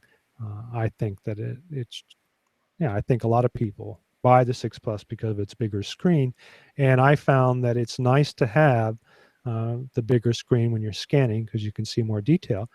But I have to say, working with the little screen on the iPod Touch 4, one of the things that I just enabled, actually, I think I can show it in the latest version of it.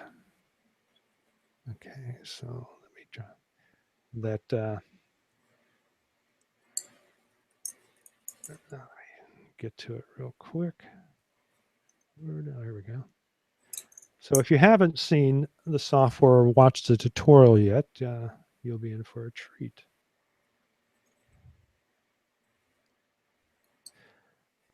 So one of the things that I had before,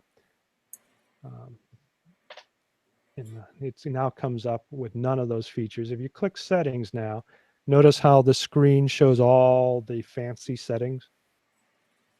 Yeah. And then if you click it again, you can remove them. Well, that gives you obviously more real estate, and the same feature will be on the iPad. So all of your screen, other than the reticle in the middle, the measurement, which is a depth measurement, and it tells you when you're out of range or within range, and then the cube, which is, it's a projected cube system that tells you your boundary. And I have a little vertical slider I've introduced that allows you to increase or decrease it. And if you notice the numbers are changing there, they identify the size of that boundary box. And right now it's 0.39 meters or 39 centimeters. And you can extend it to 1, which, as you can see, goes way outside the boundaries of medium-sized object. So another feature that I'm going to be adding that you will be interested in is a 2x boundary box, which, as you know, works really well with people. So you'll be able to actually... You know, the thing is, I really like the way Skinect does it, where it's 2 times only in height, but not... Yeah, that's what I'm going to do. Okay, yeah, because Yep. that's the biggest problem I've seen. Like, I've been playing around a little with the Connect 2, and there's no control over that bounding box. So, you know, especially with the turntable setup, you want to be able to define that kind of like tall, but only like a meter square volume. Well, you'll be good to hear that if you wanted to use this, especially with the smaller device, I've been working with a company called Grip and Shoot, but I built this into it, if I can get it out. But I'm making other accessories to use that plate on the bottom. So one of them is, and actually they come with it, you can turn that into a standard tripod and use this. In fact, if you buy the Grip and Shoot, either from me or them, or if you buy one of my cases, I actually include the tripod mount that you see here. And you just slide that into the case itself, like that. And then you can mount that on a tripod, or in your case, your Scanomatic, and then use this as your scan head. Right. And this is where the iPod Touch, in its low cost, because it's also lighter, makes this all very useful. In fact, I don't think, well, because it's aluminum case, it's really not that much heavier than the actual Connect or even the Connect 2. In fact, I think it's lighter than the Connect 2. I would think so. So you could actually probably scan just like you're doing now. And with the iPhone 6, and actually this is, the iPod Touch, by the way, is only like 7% slower than the iPhone, and I have not noticed it at all. And like I said, if I enable metal on some of the OpenGL stuff, we should improve that performance even on this model. So yeah, but like you said, if you're going to go with the 6 Plus, the problem with the larger screens, they're heavier. And then if you want to adapt this, I don't know what's the weight that your Scan-O-Matic can handle, but well, it's hand cranked, right? So you still be able to do that. So you shouldn't have any problem with it. You should be able to turn on scanning. And the cool thing is, you saw the grip? It's Bluetooth controlled. So you can literally remotely hit scan, do a, what do you want to call it, a reset or save all from the grip. That's So that will be built in the next edition of the software. So you can put this on your Scan-O-Matic, hit the scan and walk away, or just have that in your hand while cranking, and then hit scan again to stop your scan process, and then immediately do a save to the internal storage, and then move on to the next scan. Because like you, I have found when you repeat scan people, you want the fastest tools possible. You don't want to have to go back and save, which I think Scan has a problem with. I want to be able to go right on to the next person without really looking at anything. I can do that later on. And that's one thing that I'm going to be providing in my piece of software with the Bluetooth grip. So you can either use it connected to it like I had before as a handle, or you can put it on a tripod and remotely control it. So I think you might like that feature So too. what's the deal with that software, Michael? That's like ETA when? Well, the version without the Bluetooth is going up next week or the week after, and it will have the ability to store internally, Dropbox, and the only thing that's setting me back is the STL, which I may just hold off to the next release, and then that's it. And then the Bluetooth will come in the version right after that. So, well, the other thing that's holding it up, calibration. I mean, it's no good right now unless you just want to scan meshes, and even then it's not good without the color because it uses that to identify the object. And they haven't provided it yet. There's an expert calibrator that they provided to me, but they found that it's not very intuitive to people, so they don't market that. And I said, well, I'd write some instructions on a video if we could get this out. I mean, it's kind of killing me. Nobody's buying my case, I think, because why? You can't scan with the iPhones yet. So that's the other thing that's been holding me up. But I've been told, and actually seen it, that there will be something soon. So cross fingers. It's kind of sad that the 3D system now has color on the more expensive scanner unit, and we still don't have it for this unit. And I've been doing color scanning for about a year now, so it's a little disappointing that I've had a case for 6 months that's taken advantage of it. By the way, if you're not aware of why it's called neodymium mount, I use neodymium magnets. Aha. And allows you to quickly and disconnect it. If you're concerned about having magnets on your phone, and I haven't had any issue with it other than the compass, I have a new version that I just put up on Shapeways that you can order and finish yourself if you want for $50 that reverses it. So you have the metal plate in the case and the magnets on the bracket that on the actual sensor. But I found a use personally with the magnets on the case because then I can attach it to my refrigerator on a metal object.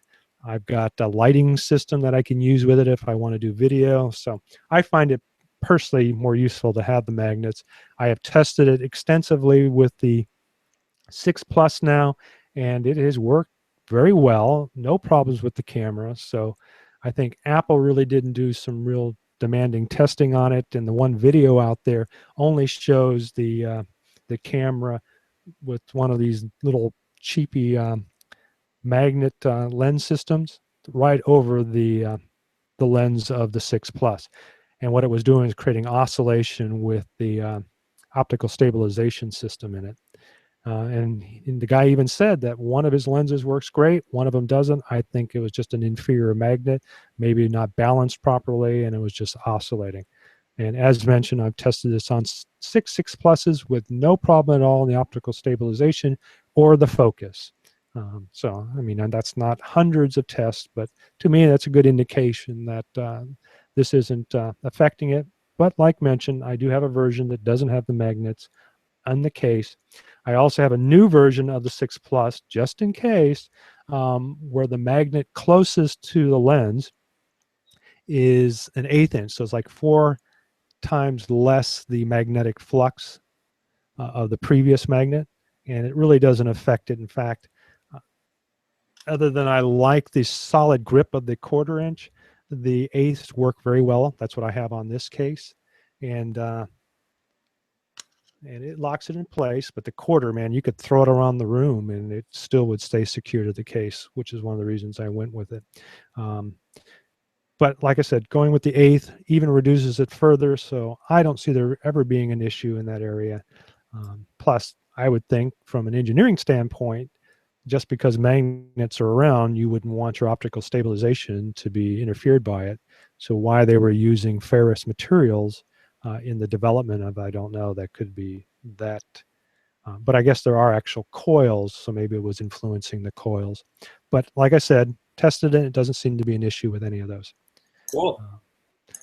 Yeah, so I'm a real big fan. Even though we've talked about some laser scanners, the big plus, as you're aware of, is that you can scan fairly rapidly with really good quality, especially if you go with one of the new structures in my software, even the general one that comes with it. Or if you've not heard of them, Itzy's has a great little app that does great color textures. You can get quality out of this thing that just a year or two could only be done with a $10,000 scanner. And in fact, I've been working with the Shriners to come up with something to scan burn victims so that they don't have to be touched, and taking measurements from those meshes. So, wow. Really looking, and I just did a interview with actually a presentation on Monday via GoToMeeting, which leaves a lot to be desired. I had to use another laptop to do the GoToMeeting and feed my system into that because they didn't see my virtual device, my webcam. Oh, well, that's besides the point. So talking a lot about my stuff now, but Fred, have you been on the fence? I think it's time to get off. I think there's a lot of things out there on the structure sensor that you're going to be very pleased with. Oh, I'm all over it. I just am. I'm holding off. I didn't want to upgrade to the iPhone 6. Well, I couldn't last year because I wasn't due for an upgrade, and I've been holding and waiting, and you know, give it another month or two, I'll be going for it. Well, and it's probably the right time because they're going to go with the new A9 processor, which should, from what I've been told, a performance burner. So. All right, so let me get back to my notes. We got a few more items to talk about. As I knew, you would be great for chat, and I really appreciate it. So it's kind of become the Fred and Mike show today, but that's fine. Actually, by now, James would join us, so I guess he's not going to join me either today. So it's just you and I today. All right, well, let's get on to a few other items very quickly. Let me jump back to my desktop.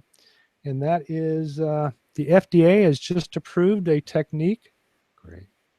I don't want that. Okay. So hopefully this is from the Washington Post, FDA, and there's several articles out there, and this is just one of them. But they have just come up with a 3D printed technique that has allowed them to solve the issue. And I guess there's a TED Talk from Lee Cronin about printing your own medicine. But one of the things that I had presented in a previous article is that by 3D printing different shapes, they found that certain shapes that they haven't been using actually dissolve faster. But in here it says that dissolve are used to treat certain type of seizures, so they can tailor their doses. And I've talked before about how this is going to provide an approach for countries that don't have access, because they'll be able to actually take some of the chemicals and create consumables, pills, so forth, by mixing things. Um, so yeah, actually, it's not a very long. So I haven't looked at the TED talk, but we have talked about creating customizable pills by 3D printing. Here's an image of it. So very interesting. Another process that can be used for 3D printing in the medical. And you know, Fred, and we've kind of talked about it in the past, but I'm a big proponent of how 3D is affecting both in the biological sense and in the construction of tangible objects like skulls and bones and so forth that reproduce exactly the shape and dimensions of what was being replaced. So I think there's a big market there. All right, Absolutely.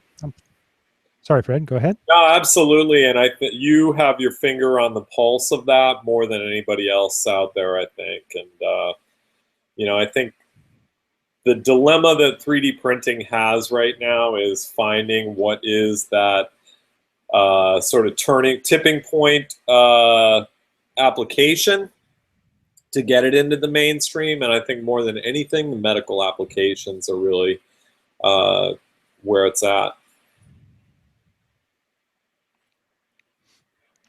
Yep. Well, and obviously the FDA is involved with it, so who knows? Maybe there's a faster track now that's occurring. I don't even know how long. You know, I'll have to do a little bit more research. And again, the TED Talk may actually show as well of how long it took them to finally get FDA approval. All right, let's move on to architecture, and I think this one's kind of neat. In the sense of it's not necessarily tangible objects. We have talked about how there have been 3D printing devices, large 3D printers that print concrete in China. They make their pieces and then they deliver them to the site to have them assembled. And they're using materials, what do you want to call it?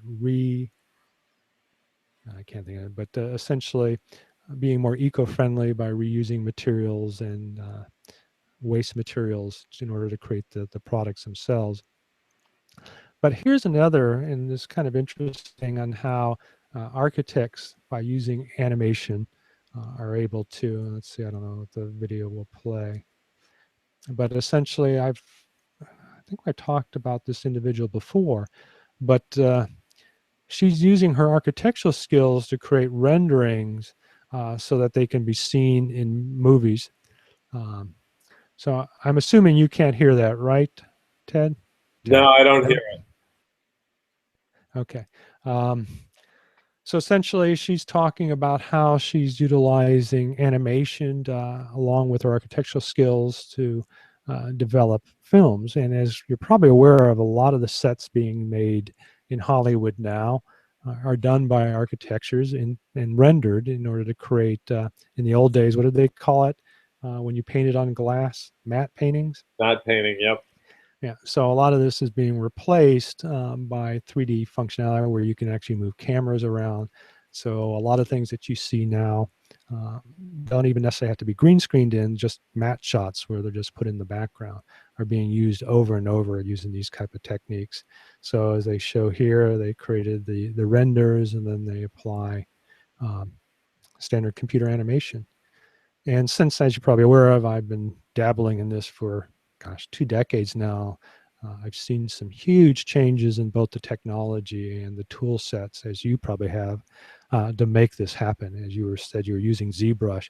It is probably the best organic 3D tool out there. Would you agree, Fred? Oh, no question. So I'll have this in Actually, the link. and hard surface for that matter. The latest version of ZBrush is great with hard surface stuff. The one issue with ZBrush is it doesn't have real world dimensions in it. It has its own measurement system. So that's really the biggest issue. And usually there's workarounds where you bring in something that you know has a fixed size and then you can always work relative to that. But you know, you can't say make something X number of millimeters. And that's a problem with it. But I love it. Yeah, but you can bring things in that are in exact dimensions and then save it back out with any without any modifications in the dimensions, right? Yes, you can. Okay. You just have to know there's a couple little tricks for doing that. But Okay. yes. You know, one of the things that I was hoping that we could maybe have you come back on and actually give us some ZBrush tips. Um, if you would be willing to do that, I'd love to learn a little bit more about it. And Sure. since you use it. But back to the article, if you're interested in how the architecture industry is using their skills, and one of the reasons I brought it up is that I was the 3D visualization director of a small multidiscipline firm in our area, and we were using real-time 3D engines as well as Visual Studio to create renders. And one of the things that the director or the uh, founder of the company told me why he didn't feel it would be something that his clients or the audience would like is that one of the things, and this is kind of interesting, that if you notice a lot of architectural stuff is done as renders, meaning, you know, colored illustrations. And he said the reason for that is that when it's finally built, they can't come back to you later and say, but I saw this in this video that you did, and it doesn't look like that. And so this kind of, when they get these colored renderings, they can't come back and say that. I thought that was kind of intriguing. And one of the reasons I think, what's the product called? Ah, it escapes me. I want to say Sketchfab, but that's another tool. But the tool that Google bought and then they sold it to another SketchUp. company. SketchUp, thank you.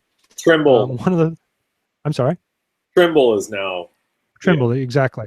But one of the things that that a lot of the architectures loved about that is its ability to render in a sketchy type um, perspective, kind of Oh, give it right. that. And so that's what I heard over. Oh, we got to use it because it's an easy tool to work with, and it gives us that sketchy look that we're looking for. So I thought that was an interesting perspective from this founder of why he didn't really like to do things rendered, because it gave the uh, client too much to go on if it didn't look like that in the final version. But That's my thoughts on that is, well, then I guess you should make it look like the final version. I mean, so maybe it looks too good. But as you're probably aware of, there are now tools, as they call it, dirty it up so it doesn't look as clean. And I can't think of the names, but there's a couple of them out there. And obviously, ZBrush can help in that area by providing a organic appearance to hard faces by adding even more mesh detail or deforming the mesh. So that's about it. If I look at my notes, I think we're about done. You know, I've talked about my projects, BioStep Connect, which is a product that works with a company out of LA to create orthotics. BioStep Connect is a piece of software that allows them to scan and then pick and choose catalog items and then send it to him so that he can create the orthotic. That will be out as well. So you're asking why the scan component wasn't out. Well, it's because it's been a two-part system. And then I just signed up for the Autodesk Spark developer team. That's been something in the work, and I guess I was finally accepted in it. I don't know what that entailed, but if you're a developer, there's a lot of tools, SDKs for 3D printing. They've got a new file format that you can look into. So there's a ton of stuff there. If you want to sign up as a developer, and it's now available, and maybe next show I'll give a little more detail on that. And then finally, fairs and events. What do we got going on for the month of August? August 2 through 5, which is already passed. We had the big issue in Boston. Were you aware of this? Additive printing? nope. Yeah, I think we mentioned it last week, but at $150 to $680, that's a little pricey for me just to see an expo. But you could probably get cheap, but it's already passed, so we don't need to talk about it. 17th, 18th, if you're anywhere near Dubai, you might want to check out the 3D Print UAE. Uh, I saw some stuff last year on it. It's, you know, obviously being in Dubai, they've got some money, so it's They've invited a lot of good people to come do it. Then in September, we've got a couple of shows. So yeah, that's about it. I think we're about done for today. So to leave this, I will go back to my VR representation of myself. As mentioned, you can put on your VR goggles now and see me in all my depth quality, whatever that means. Okay. Yeah. Always leave it to Fred. And I'll drop his picture back in. So Fred, anything else you want to tell our audience out there before you head off into Printland?